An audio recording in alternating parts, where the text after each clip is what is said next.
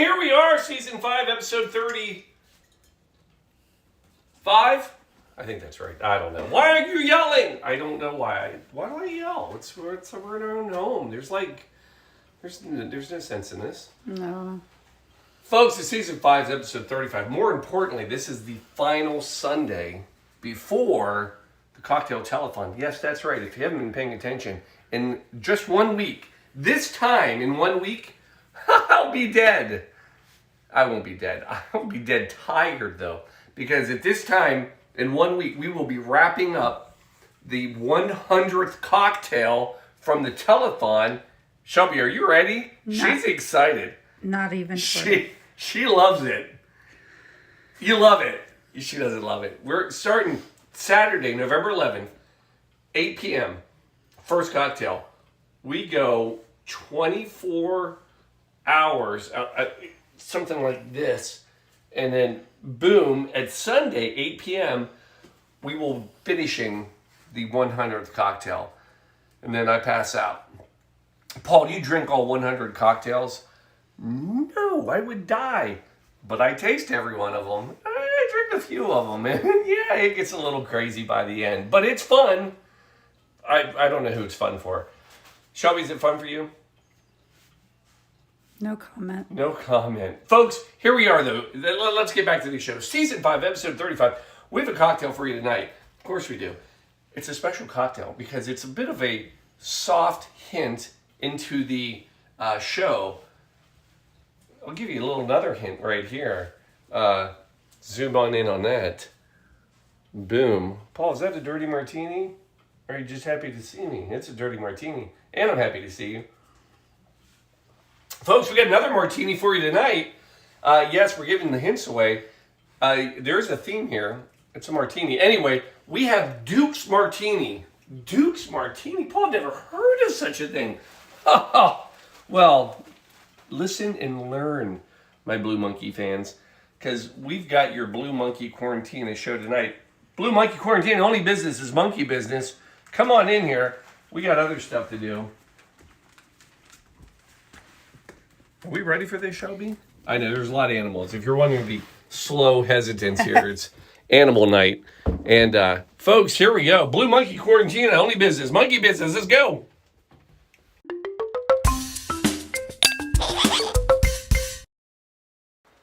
Now, we're playing with some new technology here, folks. So, and Shelby isn't even aware of this, but... The producer knows. So we're going here. See? All right. We're going to try it. I'm hoping Alan's out there and he's on, but Alan's not been feeling well. So, Alan, if you're there, we've gone with the new, because it's the Blue Monkey, we've gone with the Blue Snowball mic. So does this mean I need to keep my mutterings to myself? No, your mutterings are going to pick up just fine. That's exactly my fear. Oh, yeah. No, yeah, you're still. Folks, here we go. Oh, Shelby. Yes. Olive? Why, yes. If you've ever been out with Shelby and I, we do have a bit of a custom. And Alan is on. Alan, how does that new mic sound? Now, that's the side mic. Olive. We do everything together, including eating our olives. Blue cheese olives in a dirty. That's what I was It's a great Sunday. Alan, thank you. Alan said, is it better? You said, I can hear you just fine, Shelby. Good. Paul, quit drinking your martini. Tell us what's going on. All right, I will tell you what's going on. Here we are, season 5, episode 35. And I'm taking you to London tonight, Shelby. Can I take you to London? It's my favorite city. So it's her favorite city. So I'm going to take you to London. We're going to Duke's Hotel, a.k.a., also known as Duke's. I don't know how they got there, but Duke's Hotel, Duke's. We got people. Oh, we got people. I love it. We got friends from Charleston. Remember that? What? From the brewery? Yeah, Jamie. Come on! Welcome. Hey, get ready for this telethon next week. 24 hours of Paul making cocktails. That sounds horrible. Good Lord, why would anybody watch that? I mean, I really undersold that. I can't say it that way anymore. 24 hours of Paul, that sounds horrible. My mother wouldn't watch that. I live with it, so I'm more than happy with it. All right, so Shelby's going to be here. Anyway, So we're going to London. We're going to Duke's Hotel, a.k.a. Duke's. There's a bar there. Folks, it's still there. I'm only taking you back to 1980, and I'm going to meet. I want you to meet somebody tonight. Salvatore Calabrese. Calabrese? It's probably Calabrese. It's probably much more fancy than I said. Can we just go with Salvatore? Sure. Salvatore. So he is the bartender there. Now, I'd like to tell you that he's just like some random bartender there, but oh no. Here's another guy that we probably could do an entire show on. So Salvatore Calabrese, a.k.a. How many times do you think I can say a.k.a. tonight? I don't know. Well, there, twice. Oh no, that's more than twice. Salvatore, a.k.a. the Maestro. Yeah, this is his cocktail name, the Maestro. This guy's created, he was another 1980s founding father of cocktails, pushing the limit, like getting us to where we are today. He created some cocktails that you have never heard of, such as Godfrey. Haven't heard of it. How about this one, though? The Salty Martini. Well, now I'm interested. You know what they use for it? Capers brine. Ooh, we have to do that one. With the big caper berries. Get ready, folks, because I'm dropping hits all night long. If you haven't figured it out, the theme, last year's theme was old-fashioned, right? Yes. This year's theme, can I just tell them? Yes. You're going to tell them at some point tonight, I feel like they figured it out already. I mean, they're smart people. Martinis. So the theme of the show this year is martinis, and we've got a ton of great martinis coming your way. And if you donated, and if you're thinking about donating, you could get some very fancy martini paraphernalia. And every martini needs a good skewer. Oh, I'm just saying, those could show up in your mailbox, among other things, because you got to shake a martini too, maybe, or stir it. I don't know. Anyway, so the Godfrey, you ready for this other one he came up with? The breakfast martini. Shelby, ask me what's in a breakfast martini. What? Marmalade. No. Marmalade. That's going to be delicious. Marmalade, milady. Yes! That's going to be delicious. So anyway, this guy was all over the place. But here's what he's really known for. One of his signature drinks, the Duke's Martini. Because he made it while he was working at Duke's. Now, the Duke's Martini, the Duke's Dry, a.k.a. the Naked, a.k.a. I told you, I got a lot of AKAs in me tonight, a.k.a. the Naked, a.k.a. the Direct Martini. So, he was all over it. Now, here's how the story goes. Because, you know what? Here's the thing. Sometimes it ain't rocket science, right? I'm on fire tonight, folks. On fire. Literally, earlier, I almost was on fire. Anyway, here's how the story goes. So he's working at Duke's. Don't do it. Do not do it. That is not public knowledge yet. You have to wait for that to come out. That is a surprise for the show. Folks, we're getting ready for the show back here. You don't know it, but like I'm standing on a squishy mat for my feet. He's got ergonomics. Oh man, we got a new floor mat. Oh wait, you can show that. Whoa! Oh, we've got speakeasy. We even have animals resting on the animal. Yeah, it's the cheetah room now. Is it the blue monkey? Well, it has to do with the picture. Nobody's ever gotten the chance to see the picture. That picture is the best. It is. Yeah. All right. Look at the babies. So can I tell you the story of the Duke's Martini, how it came to be? Yes. All right. Do we have a thing? Yeah, sorry. That's what I was looking for. Unbelievable. Give her a couple martinis, and I have had precisely off the rails. I have had precisely this much of a martini. Thank you very much. We have not been out running around. We've been working all day. Anyway, for you, by the way, folks. Anyway, here's how the story goes. So Salvatore is working at Duke's, obviously, because this is where he creates the drink, and he's trying to make the perfect martini for one Stanton Delaplane. Stanton Delaplane. Paul, I wish I knew who that was. That would be interesting knowledge. I'm glad you asked. Shelby, who's Stanton Delaplane? Is it AKA? Oh, you're good. I don't have an AKA for him. But, well, actually I do. AKA the introduction of Irish coffee to the United States. Yes, Stanton Delaplane is a writer who actually is credited with bringing the Irish coffee from Europe over to the United States. So he's a bit of a connoisseur of his own. And he wants, when he orders his martini, he wants the perfect martini. What's the perfect martini? It's got to be dry. Two things. Very dry and very Cold. Cold. This is Shelby's numero uno. Yes. So here's Salvatore. He's every night he's trying to like up his game. And here's the problem. When you add vermouth, right? And then you put ice and you stir it or shake it. I know there's a whole debate. Save it for the telethon, Paul. I will. But anyway, whatever you do, stir it or shake it. The problem is that if he would make it, it would be dry enough, but because he didn't stir it or shake it long enough, he always stirred, by the way, it wouldn't be cold enough. But then when he would stir it long enough to make it cold enough, well then, guess what? It wasn't dry enough. So Salvatore is like, and I'm going to make this part up, beating himself up over this. I don't think he is, but he again is like, how do I make the perfect martini? And many people, there's debates all over the world on when the martini was created. We're going to have 24 hours of all this. But everybody agrees he may have one of the best perfect martinis. How did he do it? May I? Go into the basement. It's not really basement. I do the... It doesn't matter. Bringing up the cooler. Yes, folks. Here's what Salvatore discovered. You freeze it. Yes. You freeze the gin. You freeze the glasses. You freeze the vermouth.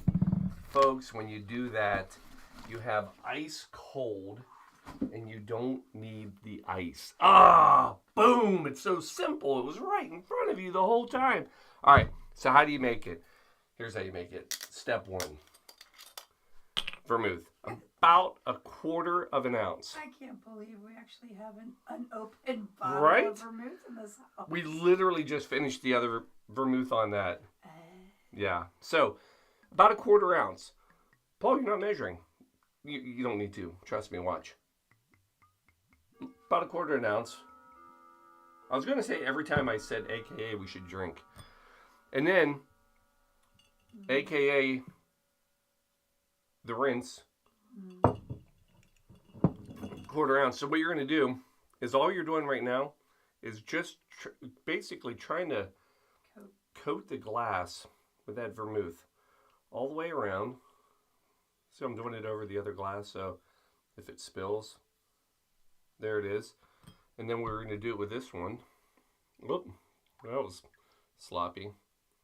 It's all right. I have a plan, don't worry. So we're going to coat this one too. Where's that extra vermouth?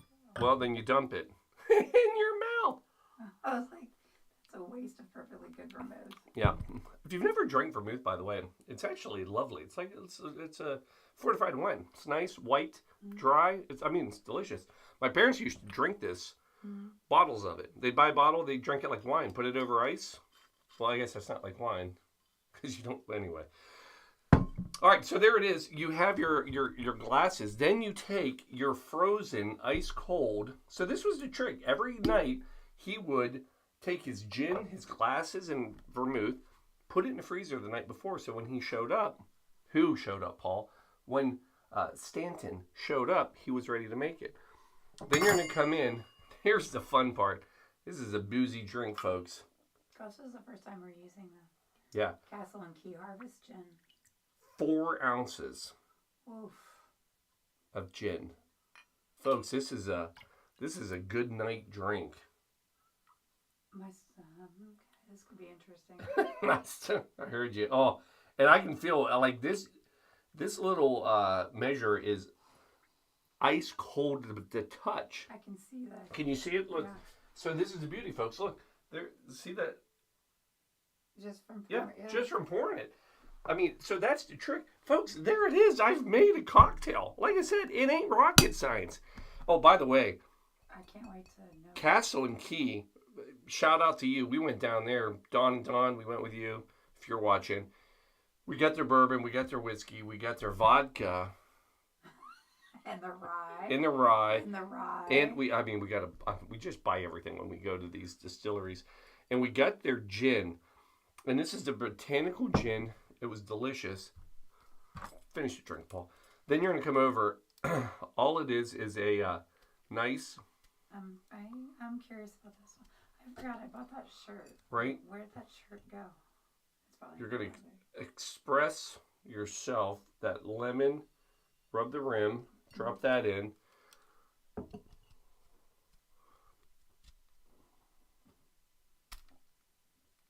Do it again. Oh my goodness.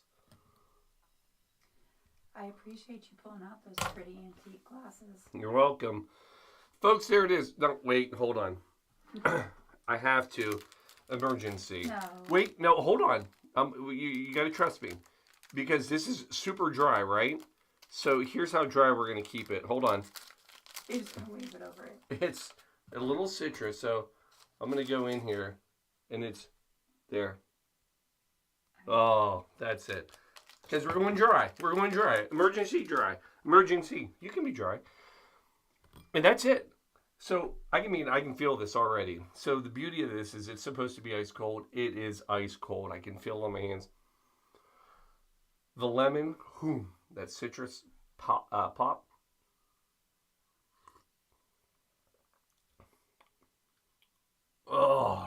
Oh my God, yes. Now, I'm going to tell you something about this gin. Chubby, you're going to love this. Watch out for the puppy. I see him. So this gin has a bit of an anise Oh, I can smell flavor. it. So, I've been waiting for this. oh, give that a try. Oh, wait. There you go. Give that a try now. Oh, yes. Oh my goodness, that gin. Right? So, I'm going to tell you right now. You go with Duke's, a.k.a. the Naked, a.k.a. the Direct. You got to go with a good gin. That's a good gin. That's the best gin. I don't know if you want to show how much that bottle disappeared off of. 2 cocktails? Yeah. Woo. Oh, the funny part, I'm going to be down that neck of the woods tomorrow. Maybe I'll swing by and get another bottle. Might have to. But you need a good gin. You need a good vermouth. Now, there are some craft vermouths that you can get now. Here's my only tip and trick I will tell you about vermouth. Keep it fresh, folks. If it's been sitting around a few months, dump it, throw it away, get a new bottle. The reason people don't like vermouth, imagine like pouring a glass of wine from a bottle of wine that's been sitting on your shelf for 6 months. It would be horrible, and you'd be like, I hate wine. Of course you do. It was sitting on the shelf for 6 months. Fresh vermouth. Shelby, go. What'd you have? Jeremy, thanks for being on, my friend. You know, OTR Stillhouse, their gin would be great for this. Their golden gin would be amazing. It would be great. I agree. So just that's all I have to say. So you got to do this. So there it is, folks. There it is. That is your Duke's Dry Martini. Oh, we didn't do the chart yet. Thank you, Shelby. Folks, we're raising money. I don't even know this. Trying to fill the cocktail glass. Yep, we're up to November 5th. We are at, does this show up? Yeah, I think it shows up. It does. $41,750. Folks, that's all we have. I got to get this classed over. I got to fill the glass. We are $9,000 short. I've talked to a lot of people out there. If you're watching this right now and you've said, Paul, I'm going to do one, but you haven't, I need you to do it. Because I want to be able to put up the cocktails like maybe by midweek. Yeah. So people know when to watch and tune in. Oh, and then I mean, I'm not doing this again unless we hit 50. So. Well, there you heard it from her. So we got to hit 50, folks. We're out there, we're working, we're getting coats in, we're sorting them. It's just a lot of excitement and fun. We did. We sorted them. We sorted a bunch of coats this weekend. I have pictures. I'll show them on the show. Oh, I'll save them. I'll show them on the Cocktail Telethon. All right. Oh, I got one more. Can I do one more story? I have to wrap it up with something. Absolutely. Salvatore. AKA. AKA the Maestro. Yes. In the Guinness Book of World Records, 2012, which was about our third year of the Coat Drive, he created a cocktail, the Salvatore Legacy, but he created it and made it the most expensive cocktail in the world. What? Here's all it is. The cocktail is cognac, orange carousel, orange bitters, and then something that I can't remember the name of, but it's a caraway seed liqueur. Whoa. But he didn't just use those ingredients to make the most expensive one. He used a cognac from 1788. He used orange carousel from like 1860. He used the bitters, Angostura bitters from 1900. We were at that house, by the way. And this caraway liquor from 1770. As he described it, it was over 700 years of liquid history. I love that word. Liquid history. And he's built a whole thing on this. So he's a big liquid history kind of guy.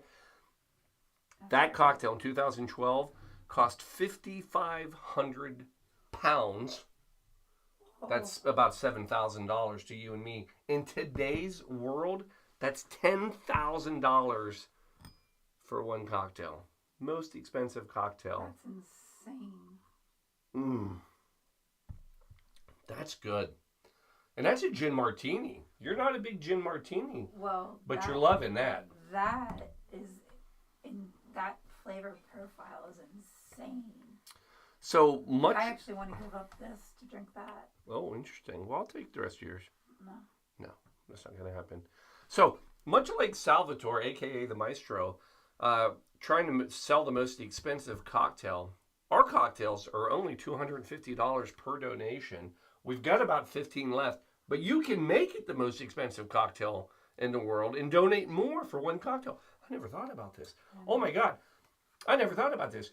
We possibly could create, if somebody was out there and said, I want to donate for a cocktail, perhaps maybe a signature cocktail, which will be the last cocktail of the show, and I want to donate over, I don't know, $10,000, you could do that. And maybe we could be in the Guinness Book of World Records for the most expensive cocktail ever created, paid for, donated. No pressure. Look. Oh my God, the amount of kids' lives you've beaten acting. For every $100, no, for every $1,000, every $100 buys 4 coats. Every 1,000 buys 40 coats.